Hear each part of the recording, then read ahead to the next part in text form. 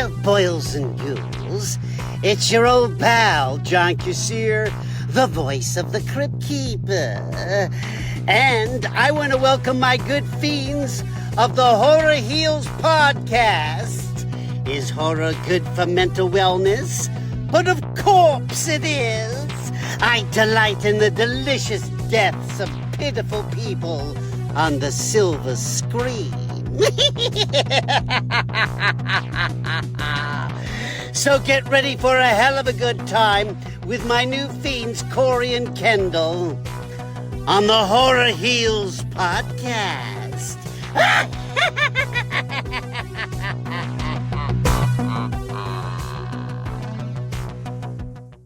All right, horror heliacs, buckle up, because today we've got an absolute legend of the genre with us. Debbie Rochon is back for part 2, and if you thought you knew Troma, well, think again. Debbie's about to drop some wild stories about her adventures with Lloyd Kaufman, her iconic roles, and how horror keeps kicking ageism to the curb.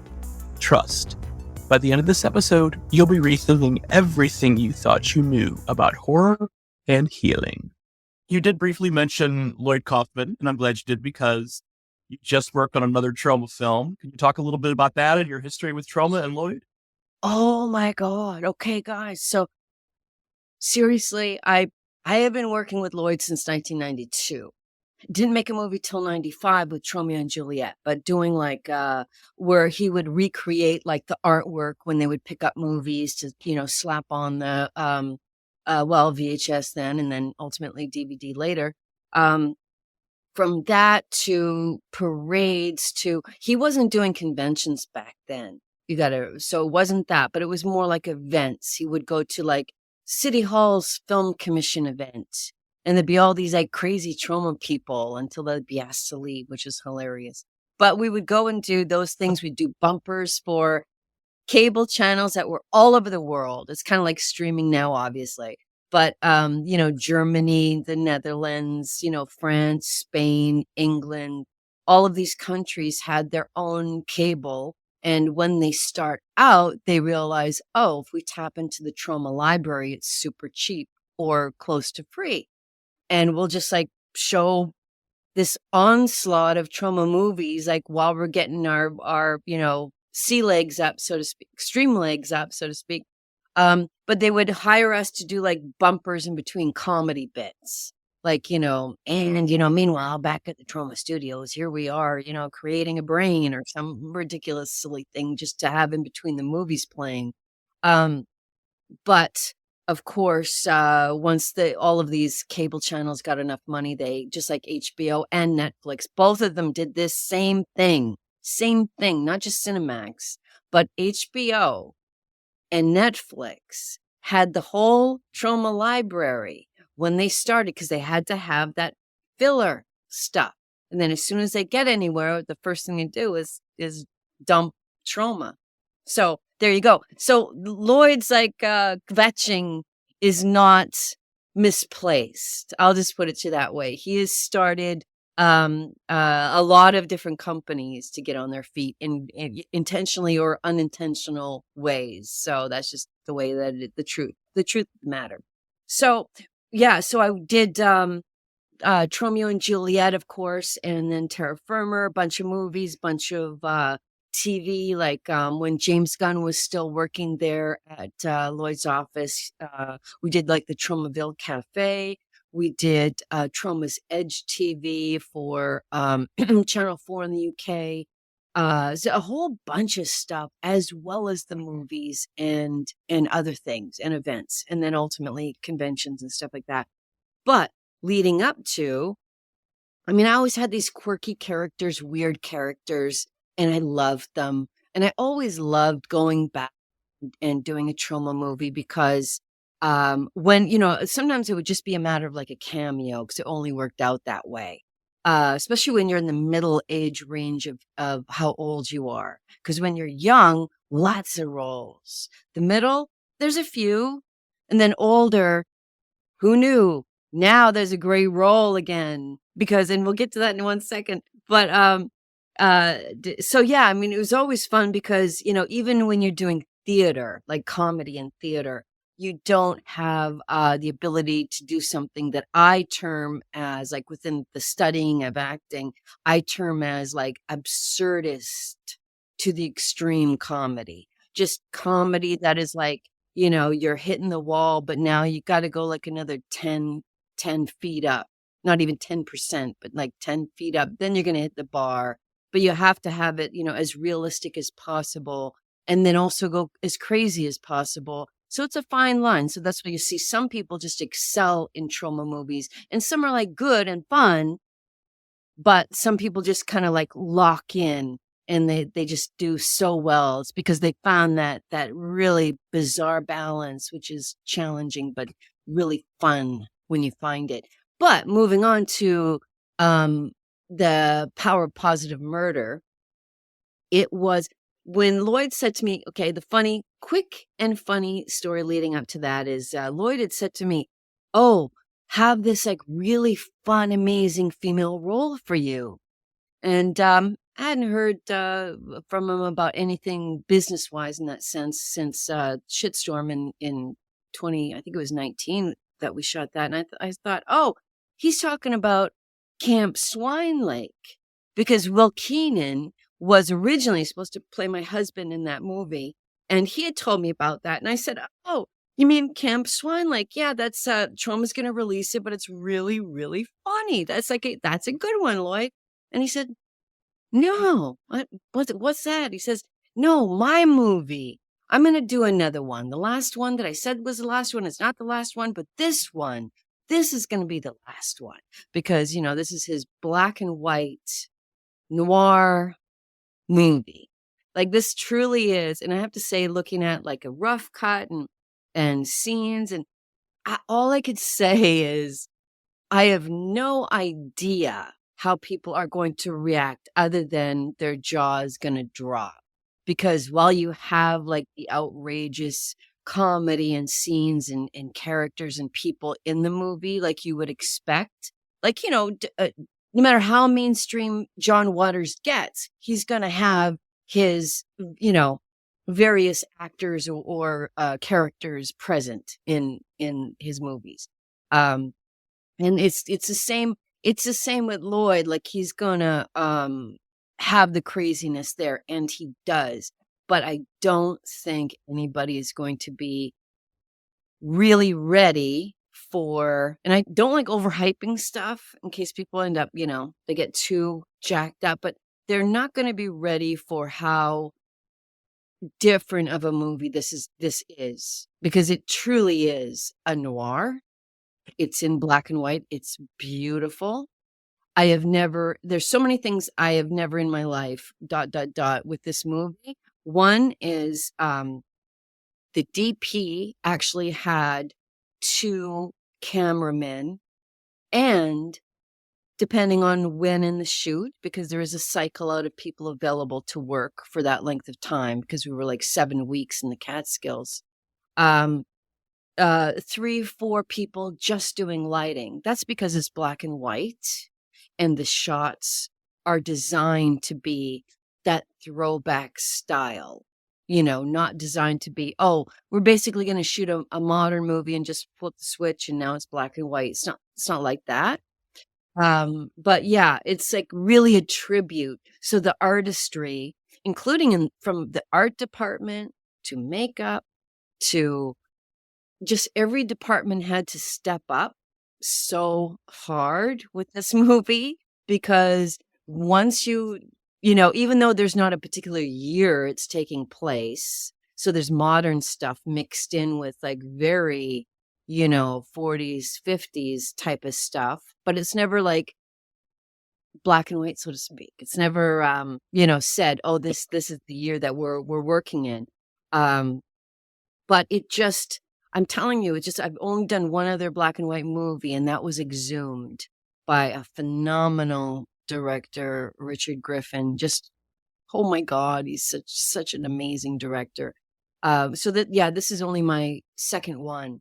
But I can say I'll put it to you this way. I just got a note in the mail from Lloyd, and since 92, I have never besides when I got my hand injury, I've never gotten a note in the mail from Lloyd saying anything. I mean, he normally will always say thank you, be grateful and include you in everything he can think of because he's always that kind of guy.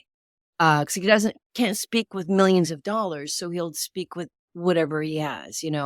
But this time he like wrote me this sort of index card on both sides, and it was just saying just how blown away he was with the character that I did, and this should open yet another door to a new segment of acting possibilities for me. Just all these nice things that he didn't have to say. He didn't have to do that. He's never done that before. And I was just like, but I did have that kind of fun. And the other actors in the movie are truly phenomenal. I mean, Amanda, Jessa, Adam, just when you guys see them, you may not know, you may know who they are, but you may not know. And once you see the movie, you're just going to be truly blown away. And it was, for the first time in a very long time, a very tight group, and Vito and on and on. But I mean, it was such a good, tight friendship. And I think that was part of the specialness of this movie. As with always, you put for 7 weeks people from not just all over the country or state, all over the world. There's people from, Netherlands, Germany, Spain. I mean, there's people, France, all over the world together. There's going to be like issues here and there. It's just the way that it's going to be. But it was I really want to say the first time it was not in the acting department. So, and so that's sort of like special in itself. But anything that did go down or happen or whatever, and Lloyd loves to talk about this stuff because he sort of revels in, we made it, even though all these crazy things happen. But let him tell that story. But at the end of the day, I mean, nothing was so bad that, it hasn't been, sort of self-prepared at this point anyway. So that very, very lucky, very, very, very lucky. I can't wait for people to see it. I really can't wait. I can't wait to see the reaction. So I have no idea what the Troma fans or the fans of people who, they don't really let on that they even watch Troma films, or the museums that Lloyd gets played in all the time because he's Lloyd, and they don't really, they like the movie 'cause it has something to say, and museums do like art that has something to say. You know what I mean? So they do like his work very much for that reason. But this sort of like, it was kind of like, it's a love letter saying, oh yeah, you didn't think I was going to make a black and white movie? Really? Okay, here we go. And it's crazy. Cool. Yeah. Well, I'm sure you're going to carry that card from Lloyd with you for the rest of your life. I'm sure that's very, very sweet. Yeah. And you touched on something really interesting. And I was just talking to Kendall about this yesterday. I was reading an article about Kathy Bates and how she was talking about like 10 years ago, like the work had sort of dried up and she was wondering if she's going to have to sell her house. And I'm like, Kathy Bates, Oscar winner Kathy Bates, Annie Wilkes from Misery, come on. But I know. Horror fans, the horror community, they don't care how old you are. They want to see you in movies, for as long as you want to make them. Like, Betsy Palmer was so celebrated, at conventions and stuff until she couldn't do them anymore. And it's just like people, young kids are like so excited. I've seen photos of like these, kids when they're 12 years old, meeting Betsy Palmer, meeting Mrs. Voorhees, and it's, so I think that's something about the horror community that says like, you got wrinkles, whatever, we don't care. We want to see you on the screen. That's right. That's right. And I couldn't agree more. And something that I felt one of the great successes about Model Hunger is that it celebrates an actress who is not 20. There's plenty of those projects. That's not a bad thing. But I love the fact that it got so much more new interest in Lynn Lowry. There will always be interest in Lynn Lowry because she's amazing and she's of the true icon status. But it was fun to be able to let her go. So, meaning go for it. Like, here's the material and go, right? Just go crazy. And she did and delivered. And it just goes to show, like, if somebody, especially if they're like a true actor, so to speak, and you give them the right material and they happen to be older, they have such a world of experience. If needed, rage, right? All of these feelings, they've got so much of it now at this point that's just like dying to come out. And it's just like, if you could only create more characters for people that are in that particular group, I just think you'd be kind of shocked, or we would all be shocked at the output, if you know what I mean. Because there's so much material. I mean, look at Kathy Bates. Look at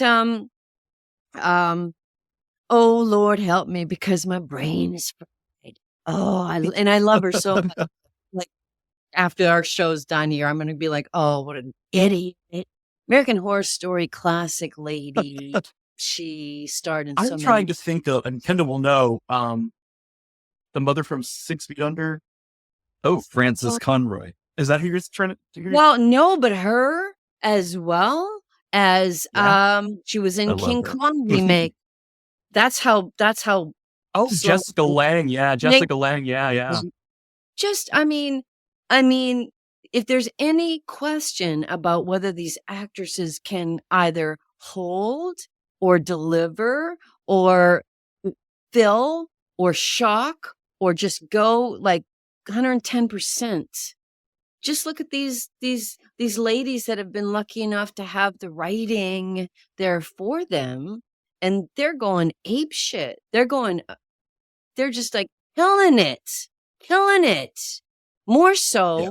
And even the amazing young actors and actresses, both all sexes, doesn't matter.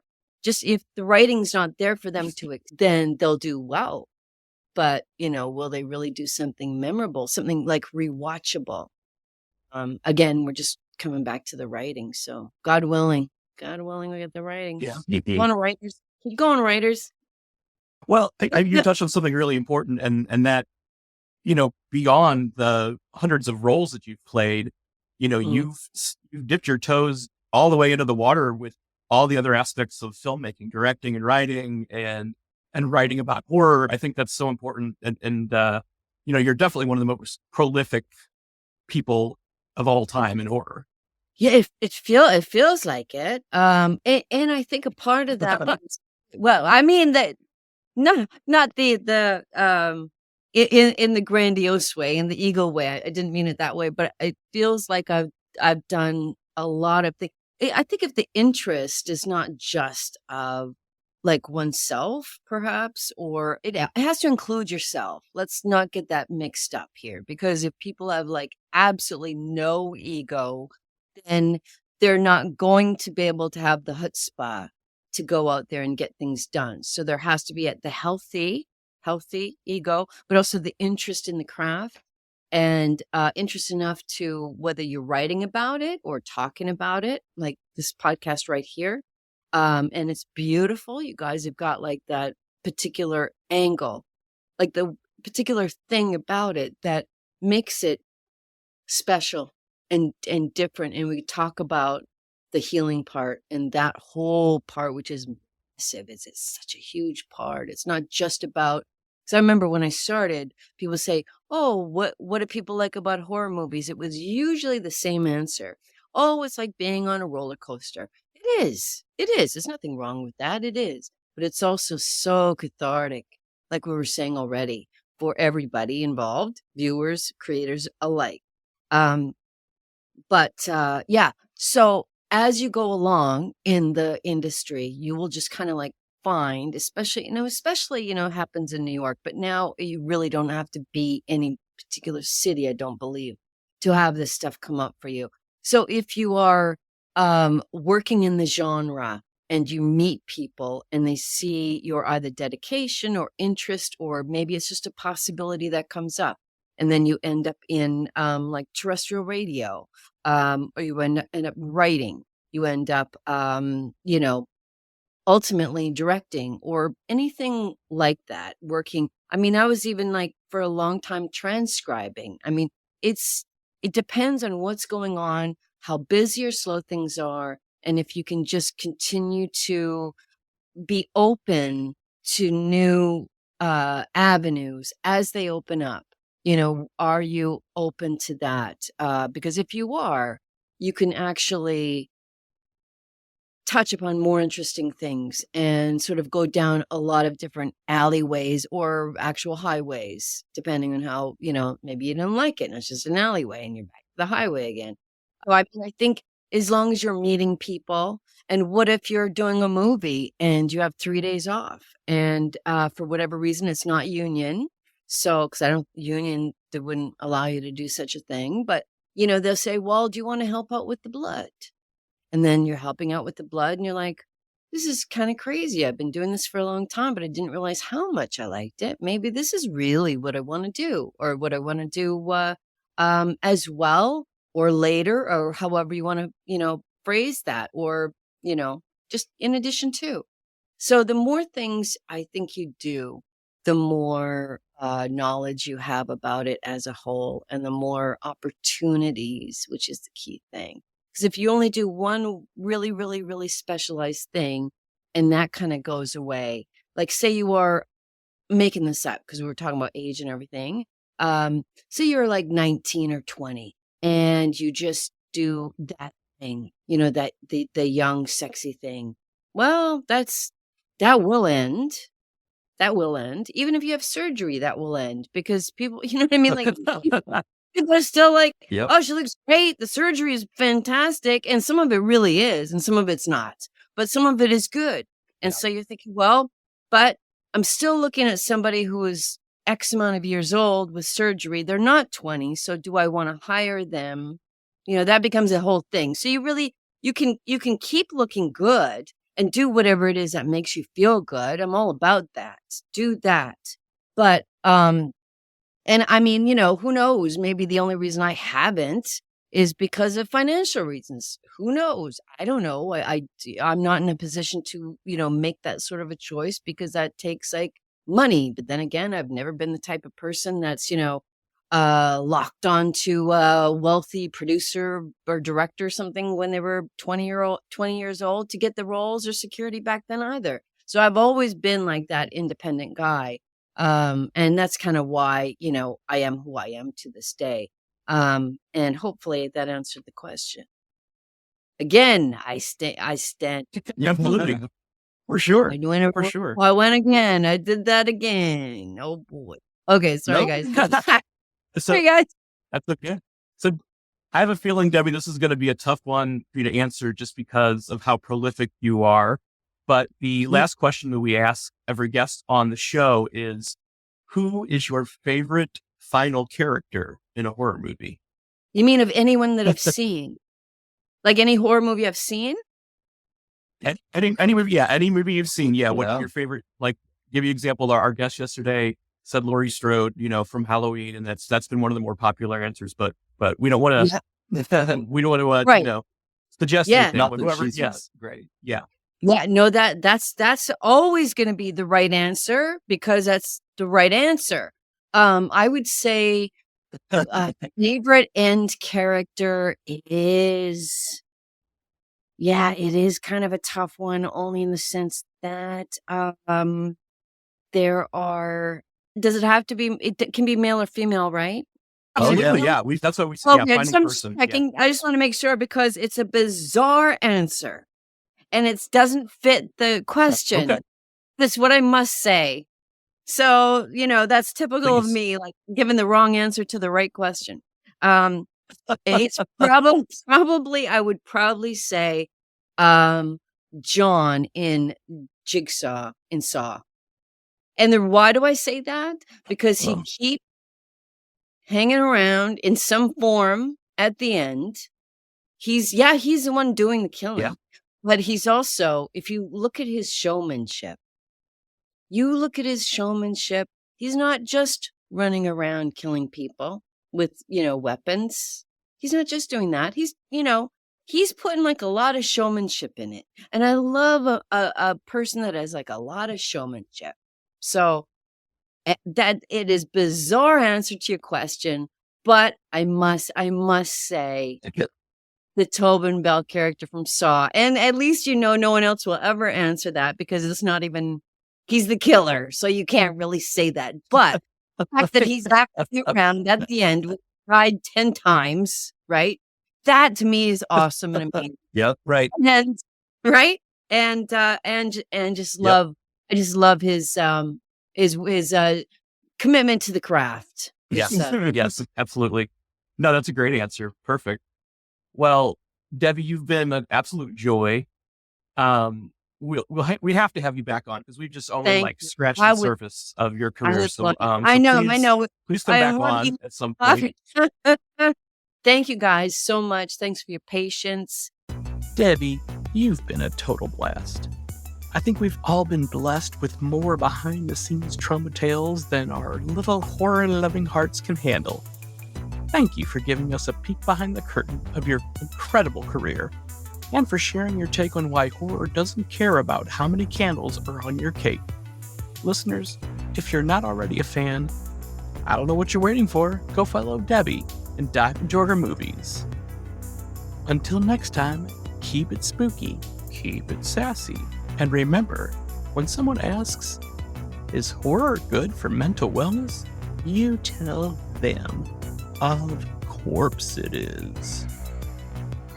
The Horror Heals podcast is produced and presented by How the Cow Ate the Cabbage LLC.